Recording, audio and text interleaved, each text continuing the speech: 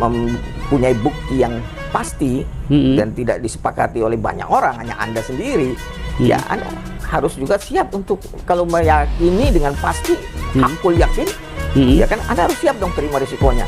Ya, seperti seorang suami menuduh istrinya selingkuh, ya dia harus siap sumpah laknat. Kalau tidak, ya, tapi tidak ada yang berani menerima sumpah laknat itu. Saya nawarin, saya bilang silakan. Kalau ada yang menuduh, saya tidak memaksakan diri. Kalau bagi saya, kalau memang keturunan saya salah, lebih baik saya mati aja.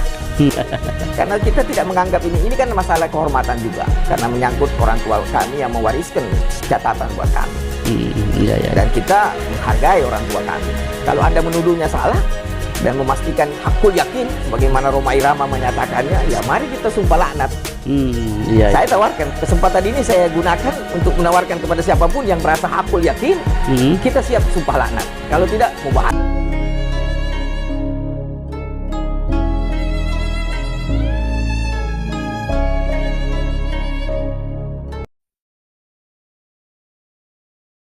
Plat G mengaku cucu Nabi, senyumin aja, lalu abaikan. Ini tulisan terbaru dari Kiai Haji Madzuddin Usman Al-Bantani.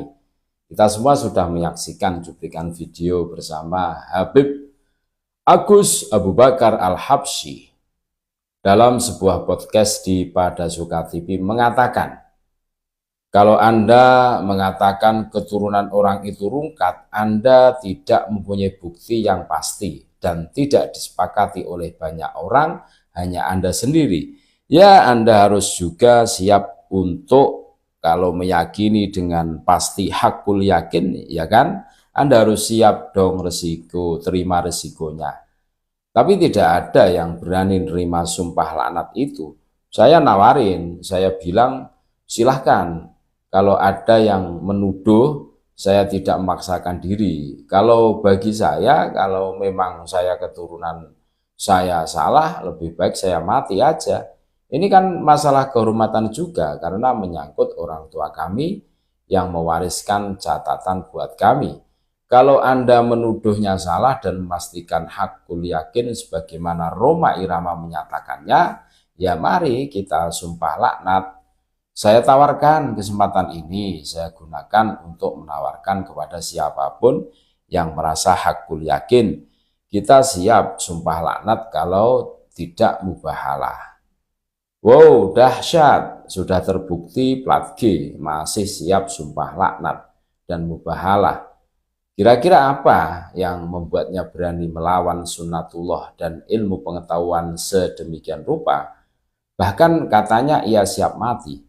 Begini, ada warisan kalung emas dengan surat dari sebuah toko emas di tahun 1945. Ketika hendak dijual di toko emas tahun 2024, ternyata itu bukan kalung emas, hanya kalung kuningan. Bapak pemilik toko emas itu menjelaskan, kalung Bapak bukan emas tapi kuningan. Tidak bisa, ini kalung emas. Kalau Anda mengatakan bahwa kalung saya ini adalah kuningan, berarti Anda menuduh orang tua saya berdusta. Ini sebuah kehormatan. Pokoknya Anda harus percaya kalung saya ini kalung emas. Anda harus bayarin kalung ini seharga kalung emas. Kalau Anda tidak mau, ayo kita mubahalah. Siapa di antara kita yang akan mati celaka? Kalau menghadapi orang semacam itu, kira-kira apa respon tukang emas itu? Paling senyum, lalu menggariskan jari telunjuk ke jidatnya, lalu mengabaikannya.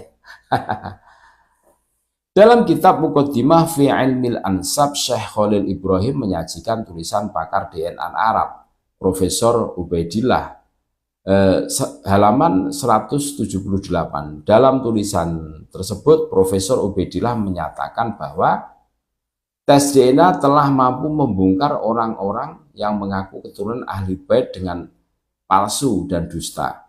Hal itu ketika hasil tes DNA mereka menunjukkan bahwa mereka adalah dari keturunan Persia dan Kaukasus. Maka tidak aneh mereka memerangi ilmu tes DNA ini dalam situs-situs mereka. Berbeda dengan hasil tes DNA para ashraf lain yang terkenal, yang sama dan dekat dengan DNA Adnan. Dari pemaparan Profesor Ubaidillah ini kita mengetahui bahwa pengakuan nasab Nabi di masa lalu bukan hanya dilakukan oleh klan Ba'alwi, tetapi banyak dilakukan oleh klan lainnya. Lalu ketika ilmu pengetahuan manusia mencapai titik seperti hari ini, di mana ikatan kekerabatan jalur ayah khususnya dapat ditelusuri secara presisi dengan DNA yang tercatat dalam tubuh setiap laki-laki yang hidup hari ini. Kedok mereka terbongkar, banyak di antara mereka yang ratusan tahun lalu leluhurnya mengaku sebagai keturunan Nabi. Ternyata setelah diperiksa darahnya menunjukkan bahwa jangankan keturunan Nabi, ternyata orang-orang Arab saja bukan. Gaya-gaya seperti Agus Abu Bakar Al-Habsyi yang setelah tes DNA masih mengaku cucu Nabi, padahal hasilnya plat G. Itu terjadi bukan hanya di Indonesia, tetapi di Timur Tengah pun sama. Mereka yang mengaku cucu Nabi lalu hasilnya bukan J1, mereka shock dan mendadak tidak mengaku keakuratan hasil tes DNA. Bahkan Agus Abu Bakar Al-Habsyi sampai menantang mubahalah kepada Bang Haji Rhoma Irama. Sebagaimana kita ketahui, Raden Haji Rhoma Irama, seorang pendakwah dan raja dangdut Indonesia, telah memproklamasikan bahwa ia yakin seyakin-yakinnya bahwa Ba'alwi bukan cucu Nabi. Profesor Ubaidillah juga mengatakan tes DNA bukan hanya perusahaan dagang seperti dugaan sebagian orang, tetapi ia adalah suatu disiplin ilmu. Sudah ada ilmuwan di bidangnya dan mempunyai istilah-istilah dan referensi sejak dulu. Setiap perusahaan ini di bawah pengawasan Perkumpulan Ilmu Genetik Internasional, yaitu International Society of Genetic Genealogy (ISOGG), halaman 179. Profesor Ubaidillah juga mengatakan untuk mengetahui DNA sebuah kabilah tidak memerlukan sampel DNA kakek seperti yang diduga sebagian orang, tetapi ia dapat diketahui dengan membandingkan dua sampel atau beberapa sampel dari kabilah itu, halaman 179. Profesor Ubaidillah juga mengatakan DNA adalah sampel yang dijadikan pegangan di masa depan. Ia adalah hukum pasti bagi pengakuan nasab perorangan atau kelompok dan akan membawa keengganan untuk meneliti surat-surat dan manuskrip sejarah masa lalu yang berkaitan dengan nasab.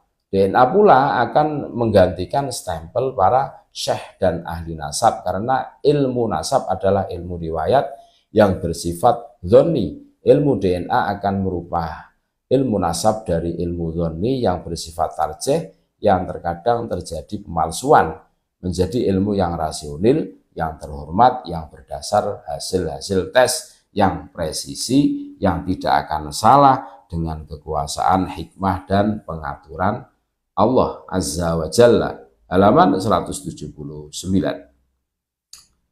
Dari sini penulis mengatakan bahwa pengakuan klan Ba'alwi sebagai keturunan Nabi Muhammad SAW seharusnya diabaikan karena berdasarkan tes DNA para individu dari klan Ba'alwi diperoleh hasil bahwa mereka berkelompokkan dalam haplogrup G bukan J1. Berdebat tentang keabsahan surah dari sebuah kalung emas tidak ada gunanya jika setelah diperiksa bahwa kalung itu ternyata bukan terbuat dari emas tetapi hanya tembaga biasa. Individu atau komunitas tertentu yang mengaku memiliki konektivitas genealogi kepada Nabi ketika terjadi khilafiyah secara ilmu nasab dan sejarah baru dianggap laik untuk ditelusuri setelah lulus uji DNA. Jika DNA-nya saja sudah melenceng, maka penelusuran ilmu nasab dan sejarah itu menjadi kontraproduktif, tidak signifikan dan absurd. Sebagaimana pengetahuan kepada masyarakat, penulis akan kutipkan pendapat Profesor Ubaidillah tentang haplogrup dan apa saja kode-kode haplogrup itu. Kalau kawasan mana destinasi dari kode-kode tersebut. Profesor Ubaidillah mengatakan haplogrup adalah kumpulan besar haplotip. Haplotip adalah kumpulan mutasi-mutasi yang ditemukan bagi sebuah gen yang diwariskan apa adanya pada kromosom Y. Haplogrup dapat mencari keturunan genetik garis laki ribuan tahun ke atas. Haplogrup dengan semua cabang-cabang dan mutasi-mutasinya akan naik di suatu masa kepada satu individu, yaitu kakek bersama genetik. Halaman 179, Profesor Ubedillah menyatakan, yang pertama haplogrup A adalah haplogrup untuk keturunan bangsa Ethiopia, Sudan. Yang kedua haplogrup B, Afrika. Yang ketiga haplogrup C, India, Sri Lanka, Asia Tenggara. Yang keempat haplogrup D, Asia Tengah, Mongolia, Selatan Asia. Yang kelima haplogrup E, Afrika. Yang keenam haplogrup G, Utara Asia Tengah, Pakistan, Afghanistan.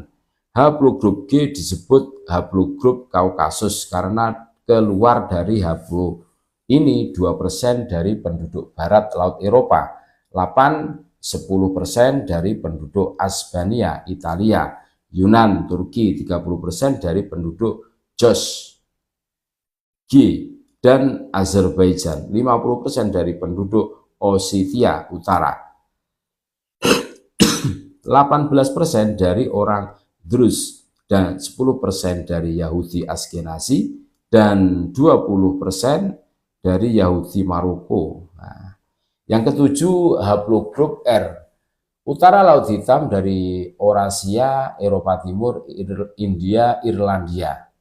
Yang kedelapan haplogrup I, Eropa, Viking. Yang kesembilan haplogrup H, India, Dravida, Pashtun, Iran. Yang kesepuluh haplogrup L, India. Yang kesebelas haplogrup M, Guinea. Yang ke-12 haplogrup N, Utara Asia, Cina, Mongolia.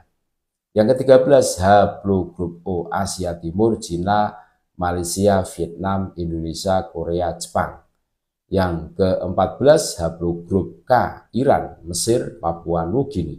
Yang ke-15 haplogrup Q, Amerika. Yang ke-16 haplogrup S, Papua Nugini, Indonesia, Melanesia.